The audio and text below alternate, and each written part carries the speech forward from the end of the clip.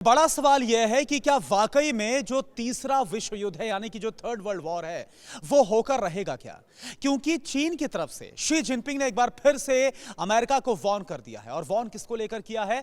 Warn किया गया है ताइवान के मुद्दे को लेकर। आप सभी को याद होगा जब US house speaker Nancy Pelosi अचानक से ताइवान की विजिट पर पहुंच गई थी, उसके बाद कितनी ज्यादा जो दोनों देशों के बीच में कड़वाहट है वो बढ़ गई थी। और यह तक शी जिनपिंग ने बोल दिया था जो बाइडेन को कि आग से बिल्कुल मत खेलिए। लेकिन अब यही सवाल है कि क्या जो वर्ल्ड वॉर का ऐलान है वो हो गया है? और शी जिनपिंग जिस तरह से जो बाइडेन को वार्न करते हुए नजर आ रहे हैं, क्या यूक्रेन नहीं बल्कि ताइवान के मसले पर यह थर्ड वर्ल्ड वॉर होता हुआ नजर आएगा? इस पर बात करने के लिए हमारे साथ जो खास मेहमान मौजूद है, डिफेंस एक्सपर्ट्स और डिप्लोमेट्स हमारे साथ जो मौजूद हैं, उनसे मैं आपका परिचय करा दूं। हमारे साथ मेजर जनरल जी द्विवेदी सर हमारे साथ मौजूद हैं। हमारे साथ मौजूद है एम्बेसडर जेके त्रिपाठी सर हमारे साथ मौजूद हैं। और साथ ही हमारे साथ air commodore SP Singh sir हमारे साथ मौजूद है। सर आप तीनों का सर बहुत बहुत स्वागत है हमें वक्त देने के लिए। पहला सवाल मैं त्रिपाठी सर आपसे पूछ रहा हूं, ये जो वार्निंग है ताइवान को लेकर, अब फिर से चीन ने ताजा वार्निंग जो बाइडेन को दी है, अमेरिका को दी, कितनी सीरियस है? मुझे लगता है कि ये भी अभी भी ये पोस्चरिंग के स्टेज में है, क्योंकि चीन भी जहाँ कई जगहों पर फंसा हुआ है वहाँ वो नया मोर्चा खोलना नहीं चाहेगा। और इसी तरह से अमेरिका भी चूँकि बुरी तरह से उलझा हुआ है यूक्रेन वॉर में, अमेरिका नहीं चाहेगा कि एक और फ्रंट उसके लिए खुले, और ख़ासतर वो तब जबकि इलेक्शन ईयर आने वाला है, इलेक्शन नज़दीक है। तो इसलिए मुझे नहीं लगता है कि दोनों पक्ष में से कोई भी ये चाहेगा कि ये इस तरह से सीधे साधे युद्ध में उतरे। हाँ, ये पोस्चरिंग करते रहेंगे, अपनी डोमेस्टिक कॉन्स्टिट्यूंसी को ये बताते रहेंगे कि देखिए हम झुकने को तैयार नहीं है और हम अपने हितों की रक्षा करने।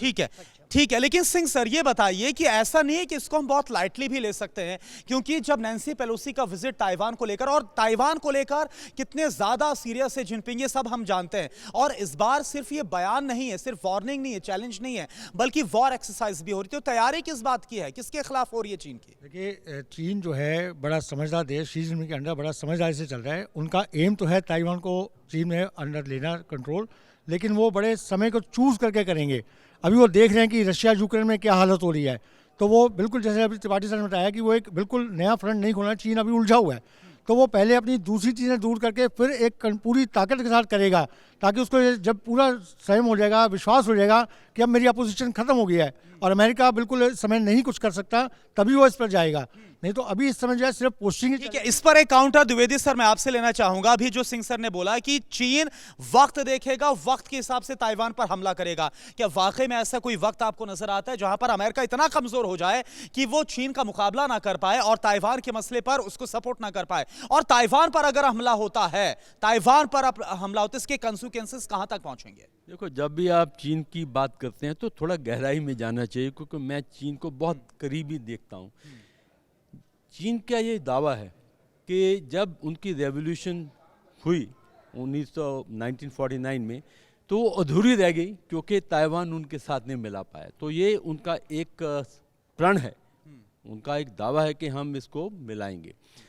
पर जब शी जिनपिंग आए 2013 में, तो उन्होंने बहुत आक्रामक रवैया अपनाया और उन्होंने 2 वाइट पेपर जारी किए 2015 में, 2019 में, जिसमें ये लिखा गया है कि हम ताइवान को अपने साथ मिलाएंगे, अगर शांतिपूर्वक नहीं मिला पाए तो हम ताकत का इस्तेमाल करेंगे। तो वो जो उनका एक वचनबद्ध है, तो वो आप देखो कि जब से वो आए हैं, साउथ चाइना सी में बहुत ही तनाव है, ईस्ट चाइना सी में तनाव है। तो ये जो एक क्रम जारी है, क्योंकि एक किस्म का जो हम कहते हैं हाइब्रिड वॉरफेयर, वो जारी है। तो इसलिए वो धीरे धीरे। सर मेरा सवाल ये था कि अगर चीन की तरफ से हमला बोल दिया गया ताइवान पर, तो क्या ये अमेरिका और चीन के खिलाफ, चीन और अमेरिका के बीच का युद्ध नहीं हो जाएगा? आम पब्लिक नहीं समझती है। ताइवान के इर्द गिर्द बहुत से आइलैंड है, तो वो 1-2 आइलैंड पकड़ लेंगे, मेन आइलैंड पर नहीं जाएंगे। तो वो धीरे धीरे आगे बढ़ेंगे, फिर देखेंगे अमेरिका की क्या रिएक्शन है, क्योंकि अमेरिका और ताइवान के अंदर एक संधि है, गुप्त संधि है कि अगर उन पर अटैक होगा तो अमेरिका मदद में आएगा। तो वो देखेंगे कि ये पहला आइलैंड पकड़ा है, तो आए मदद में, नहीं आए तो धीरे धीरे भांपते हैं और रिएक्शन देखते हैं। जब पेलोसी भी गई, उन्होंने कितना आक्रामक रवैया अपनाया और उनकी रिएक्शन देखी। तो ये पोस्टिंग भी है और ये असलियत भी है और धीरे धीरे बढ़ भी रहे हैं, दबाव भी बना रहे हैं, साइकोलॉजिकल प्रेशर भी जमा रहे हैं, जियोपॉलिटिकल प्रेशर भी दबा रहे हैं। तो ये एकदम युद्ध नहीं होगा, ये युद्ध धीरे धीरे बढ़ेगा, धीरे धीरे बढ़ेगा। एक और बहुत अहम इशू है, देखिए जब हम बात कर रहे हैं कि जो वर्ल्ड टेंशन लगातार बढ़ती हुई नजर आ रही है, तो ये हमने देखा कि अब किस तरह से खेमेबाजी बढ़ रही है और उसे खेमे में शी जिनपिंग भी है। किसके साथ खड़े हुए हैं? वो रूस के साथ खड़े हुए हैं। और किस तरह से खेमेबाजी हम ये भी देख रहे हैं कि कैसे जो ईरान है, रूस है, वो एक साथ आ रहे हैं, वहां पर चीन उनके साथ खड़ा हुआ नजर आ रहा है। नॉर्थ कोरिया भी, जो किम जोंग उन है, वो भी खड़े हुए नजर आ रहे हैं। उधर अमेरिका की जो खेमेबाजी हमको पता ही है किस तरह से तमाम जो नेटो देश हैं, यूरोपियन देश है, वो एक साथ खड़े हुए हैं। तो सर मेरा सवाल यह भी है कि ठीक है, ताइवान के मसले पर आपको लग रहा है, जो आपने बताया कि बहुत कैलकुलेटिव होकर कोई भी स्टेप उठाएगा, लेकिन ये जो खेमेबाजी हो रही है, ये क्या इसी तरफ इंडिकेट कर रही है कि आगे आने वाले वक्त में जो ये वर्ल्ड टेंशन बढ़ रही है, इसका कुछ बहुत बुरा अंजाम हो सकता है? देखिए, इसका बुरा अंजाम तो हो सकता है, लेकिन कितना बुरा होगा मैं नहीं मानता कि वर्ल्ड वार शुरू हो जाएगी, क्योंकि वर्ल्ड वार शुरू होने का मतलब एक वो ये है कि फिर न्यूक्लियर ऑप्शन को यूज़ करना। और अभी मैं नहीं जानता कि किम जोंग उल के अलावा कोई भी विश्व में ऐसा भी देश है जो कि न्यूक्लियर वॉर शुरू करना चाहेगा। इतने कोई नासमझ या इतना कोई पागल नेता नहीं है कि वो ये करना चाहेगा। तो ये इसको एक हद तक टेंशन तक ले जाएंगे। उस वक्त तक अगर यूक्रेन वॉर खत्म हो जाती है, सबसाइड। लेकिन सर न्यूक्लियर धमकियां तो दी जा रही हैं।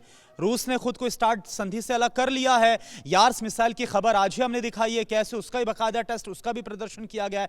तो और बेलारूस में न्यूक्लियर तैनाती भी अब पुतिन बोल रहे हैं। तो इंडिकेशन तो इसी तरफ बढ़ने के हैं। देखिए क्या होता है, न्यूक्लियर जो है, न्यूक्लियर पावर जो होता है, उसका मेन मकसद होता है डेटरेंस, कि आपको कितना डराया जा सकता है कि मैं ये कर सकता हूँ।